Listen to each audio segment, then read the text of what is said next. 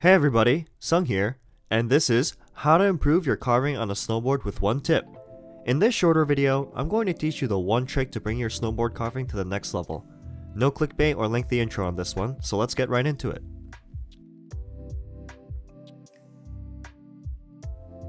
Do you remember the first time you finally learned how to carve on a snowboard? Once you were able to make it down the run without skidding any of your turns, your first good carve turns probably look something like this. Good old, nice, smooth carve turns. I remember these days. Let's take a quick look at the form and what's going on. There's one really important area that I want to look at with these basic carves: how we use our legs. I'll bet you my snowboard that whoever taught you how to carve in person or online told you this: you need to put pressure into your edge when carving to dig your edge into the snow, and you do that by bending your legs and squatting when you do the turn. Well, they're right. For beginner, basic carves, it's totally correct to bend your legs during the turn. This does add some pressure to your edge, digs it in, and keeps you relatively stable while you do the carve turn.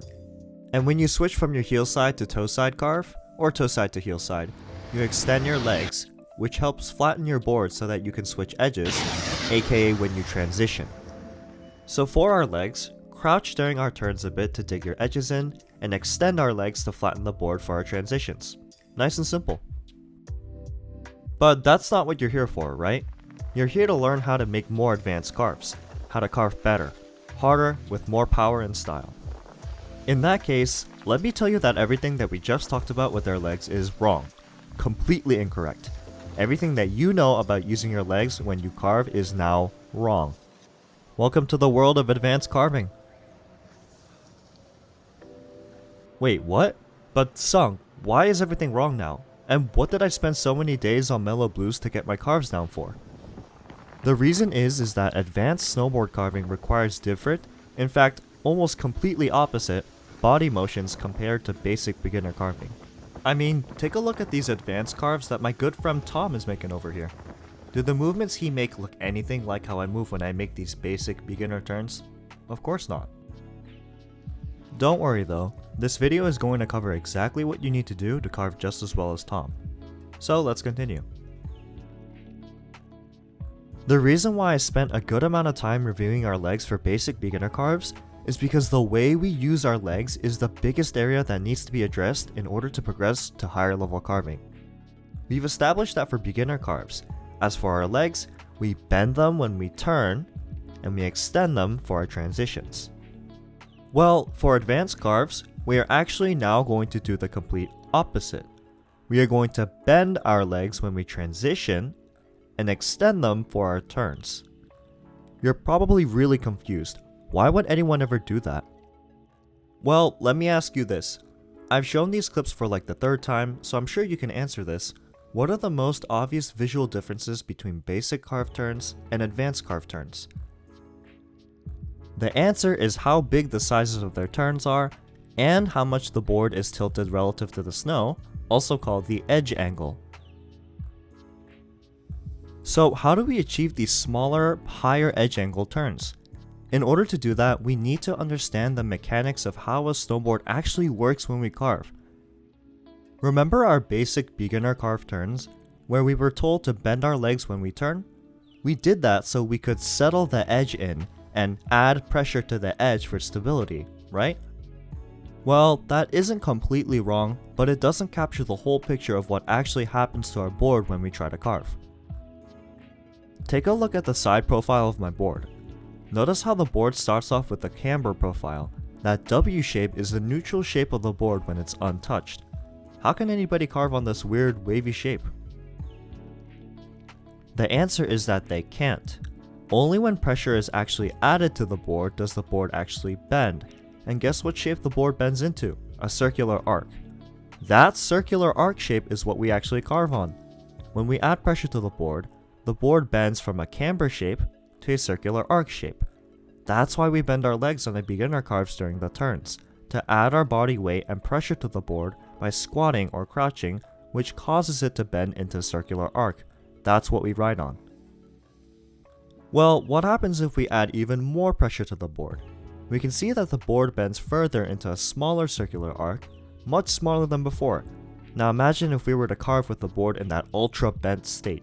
If we turn the board over on its edge, it's going to produce a smaller carved turn, right? So now we understand. More pressure on a snowboard results in a tighter arc and smaller sized carved turns. Cool. Now, how do we put this knowledge into practice? Well, here's a thought experiment. Here's two of me. What will produce more force downwards and bend my snowboard more? Me on the left, who stands up straight then bends their legs slowly into the board, or me on the right, who starts crouched but quickly pushes out and extends my legs into the board. Obviously the me on the right. When I start crouched then push out with my legs, I produce a massive amount of force on the board, more than the other method.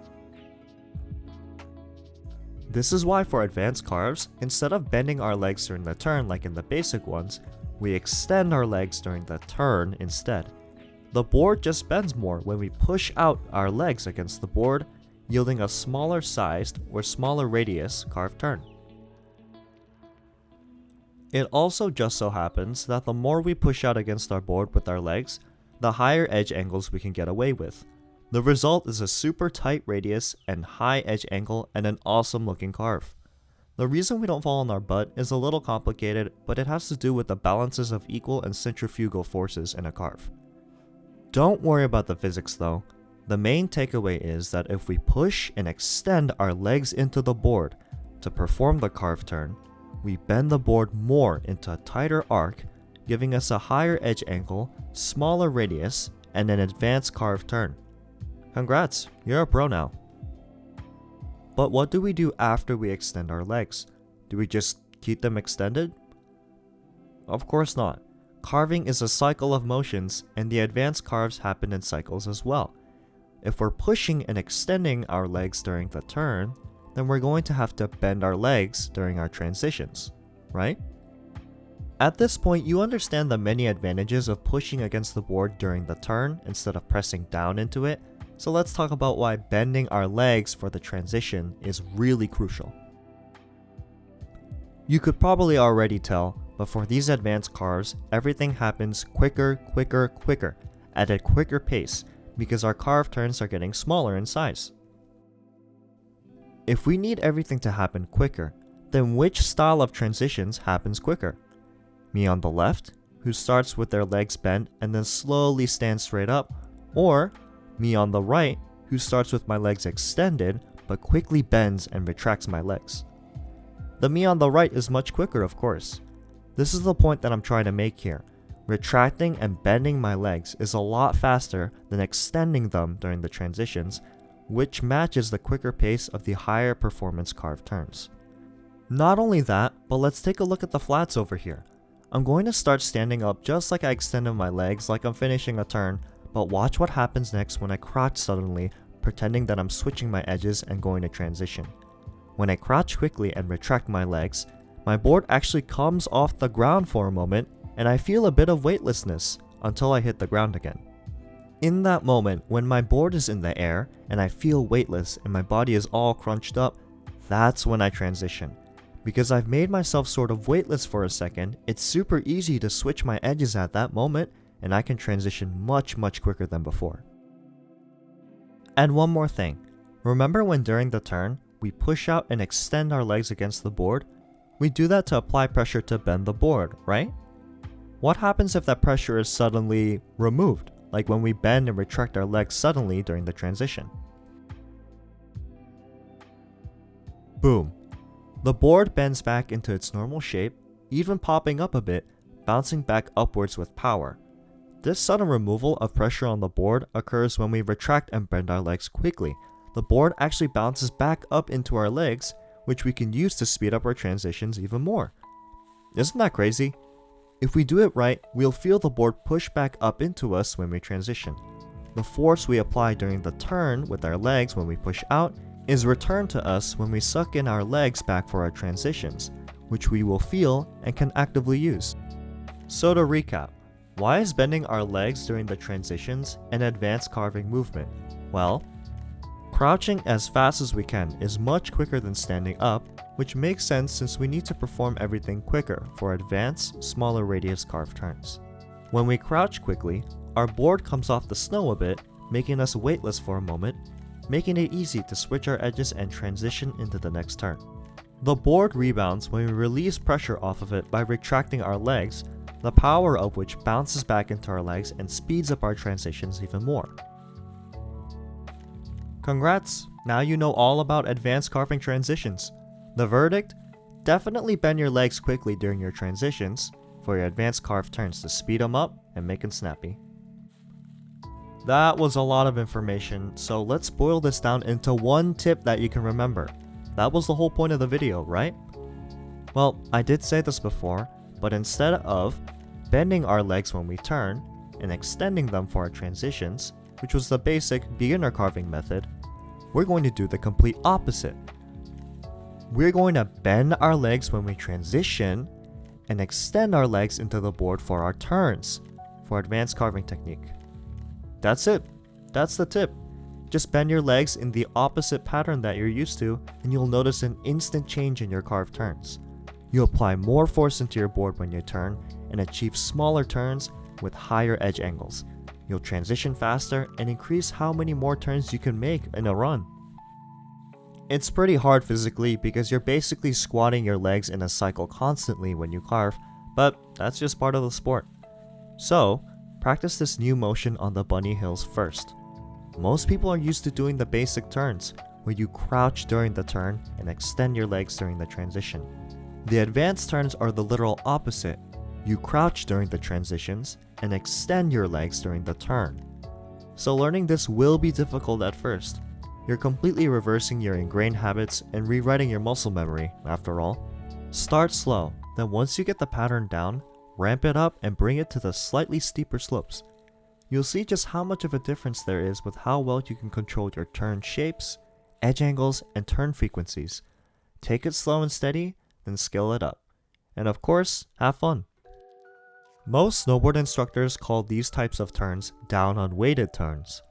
The name comes from the idea that your center of mass goes down when you crouch to transition, and you remove the pressure of your weight off the board when you crouch, aka when you unweight the board. So these advanced carves are also called down unweighted carves. Now just a warning, if you do these advanced carves right with the proper technique, you'll be getting higher edge angles than ever before. If you have a setup with too much toe side and heel side overhang, which is basically how much your boot toes and binding heel cups hang off the edge of your board, once you reach a certain edge angle, your bindings or boot toes will touch the snow, making you fall instantly through no fault of your own.